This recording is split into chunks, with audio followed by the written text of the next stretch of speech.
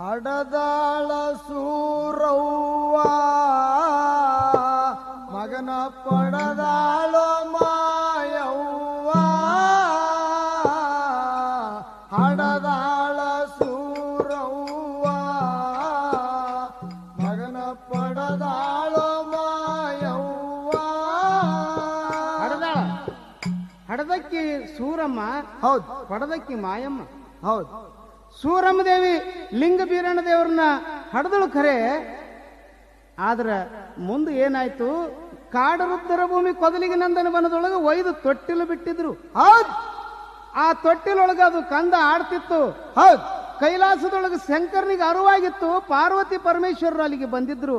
ಹೌದು, ಅವಾಗ ಏನಾಯ್ತ್ರಪ್ಪ? ನೀಲಿ ಮುತ್ತಿನ ಹೊತ್ತಿಗೆಯನ್ನು ಕಂದನ ತೆಲೆದುಂಬಿಟ್ಟಿದ್ದ. ಕೆಳಗ ಹುತ್ತು ಬೆಳೆಸಿದ್ದ ಸದ್ಗುರುನಾಥ ಕಂಚಾಳ ಆಲದ ಮರದೊಳಗೆ ತೊಟ್ಟಿಲು ಇಟ್ಟಿದ್ದ. ಹೌದು. ಆದಿಶೇಷನನ್ನು ಕಾವಲಿಗಿಟ್ಟಿದ್ದ. ರಿಕ್ಕಿಚ್ಚೇಳ ಮಗ್ಗಲದೊಳಗಿಟ್ಟಿದ್ದ. ಹೌದು. ಜೇನುತುಪ್ಪ ಹನಿ ಹನಿ ಕೂಸಿನ ಬಾಯಿಯೊಳಗೆ ಬೀಳುವಂಗ ಮಾಡಿ ಇಟ್ಟಿದ್ದ ಪರಮಾತ್ಮ ಏನೋ ಭಗವಂತ. ಇಂಥ ಲೀಲೆಯೊಳಗ ಸದ್ಗುರುನಾಥ ನನ್ನ ಗುರು ಬೀರದೇವರ ತೊಟ್ಟಿಲೊಳಗ ಆಡ್ತಿದ್ದ. ಹೌದು. ಇಂಥ ಕಂದನ ನುಡಿ ಕೇಳಿ ಪಾರ್ವತಿ ಪರಮೇಶ್ವರರು ಇಷ್ಟೆಲ್ಲ ಲೀಲೆಯನ್ನ ಮಾಡಿ ಹೋದ್ರು. ಹೌದು.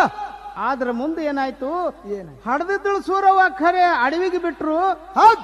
ಮುಂದೆ ಮಾಯಮ್ಮ ಬಂದು ಬೀರದೇವರ ಆಕಿಗೆ ಸಿಗ್ತಾನೆ. ಹೌದು. ಯಾವ ರೀತಿ ಅಡವಿಗೆ ಬಿಟ್ರು, ಯಾವ ರೀತಿ ಮಾಯವ್ಗ ಸಿಗ್ತಾನೆ ಬೀರದೇವ್ರ ಅನ್ನುವಂಥದ್ದನ್ನ ನೀನು ಹಡದಾಳ ಮಾಯವ್ವ ಹಡದಾಳ ಸೂರವ್ವ ಪಡದಾಳ ಮಾಯವ್ವ. ಹಡದಾಳ ಸೂರವ್ವ ಮಗನ ಪಡದಾಳ ಮಾಯವ್ವ ಹಡದಾಳ ಸೂರವ್ವ ಮಗನ ಪಡದಾಳ ಮಾಯವ್ವ ಕೂತ ಕೇಳ್ರಿ ದೈವ ವನದಾಗ ವಲತ್ತನ ಪರಸಿವ ಕೂತ ಕೇಳ್ರಿ ದೈವ